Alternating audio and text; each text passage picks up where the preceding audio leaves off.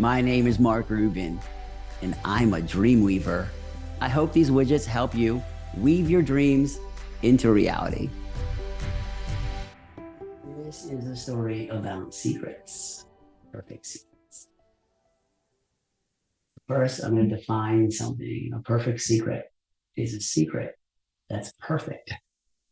And what makes it perfect is that it exists only in one human being's mind, in a language that only that one human being knows, which means that that one human being could never tell another human being the secret because it exists in a way that's unique to that individual in a language that won't be shared.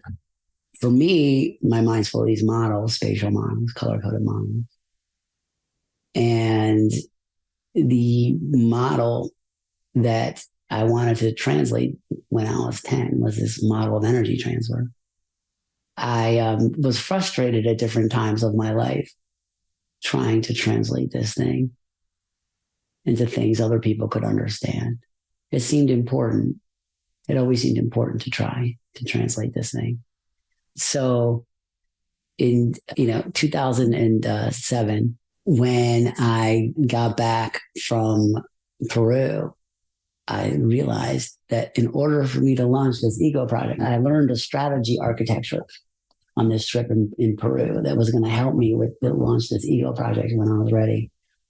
But the only problem is I had to translate an unshareable thing that exists in my mind and nobody else's. And I don't know enough about math, if it is math. There's a component of it that's math, to be able to express it mathematically, but it's not just math. And so I started thinking about perfect secrets and how perfect secrets could be used to secure information with passwords that could never be shared. I had a few different versions of this and a patent pending on this, but I'll explain it here. Imagine your perfect version of a cloud, a white fluffy cloud in the sky, one single cloud by itself. Your perfect cloud. It's in the sky. Can you see it? Can you imagine it? Whatever that looks like to you, the iconic cloud for you. And could you then imagine that cloud again, same cloud, the same one, twice?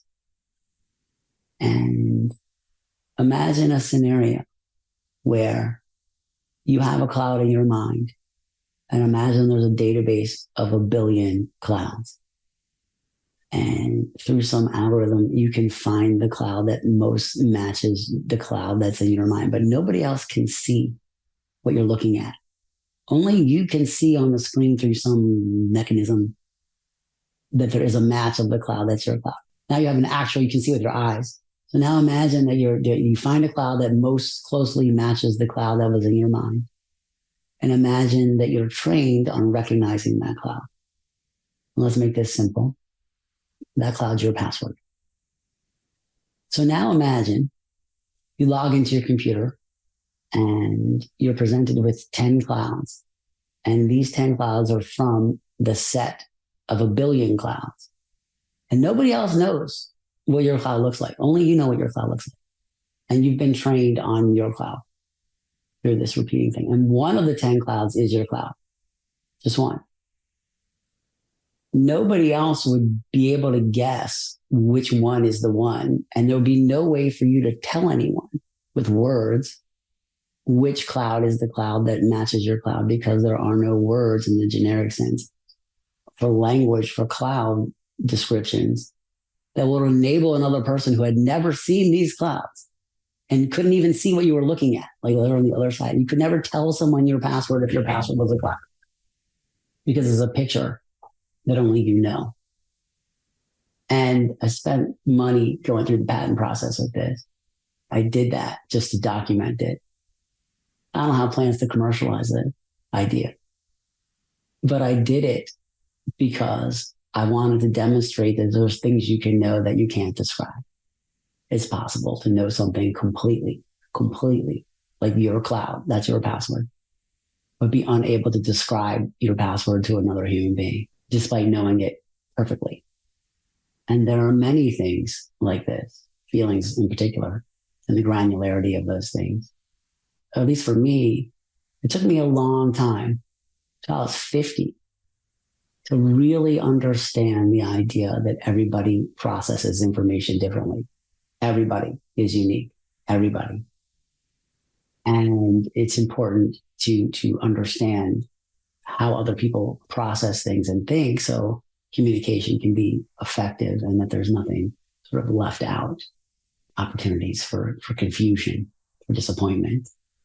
And it's hard because as different as everybody is physically, we say like mentally, emotionally, cognitively, we're all cognitively different. We all know the world through different mechanisms.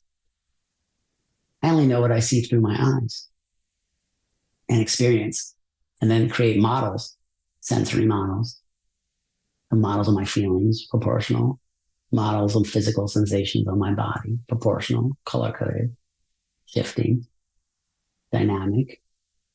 And I guess everybody has perfect secrets. Everybody has things they know that they can't describe. And in this case, my perfect secret was a model of energy transfer.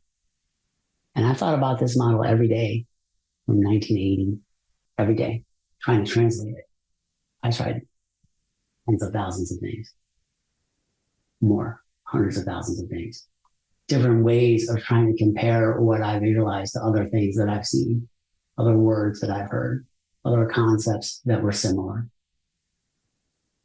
And I always knew what it was, but couldn't explain what it was to other people until recently. At least cross your fingers, because I'm trying to do it with this project.